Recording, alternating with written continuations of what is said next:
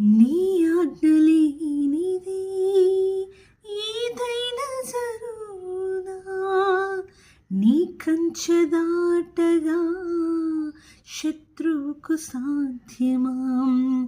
నీ ఆజ్ఞలేనిదే ఏమైనా జరుగునా, నీ కంచె దాటగా శత్రువుకు సాధ్యమా. మా దేవా నీవే మా తోడుంటే అంతే చాలును. అపవాది తలచిన కీడులన్నీ మేలైపోవును. మా దేవా నీవే మా తోడుంటే అంతే చాలును.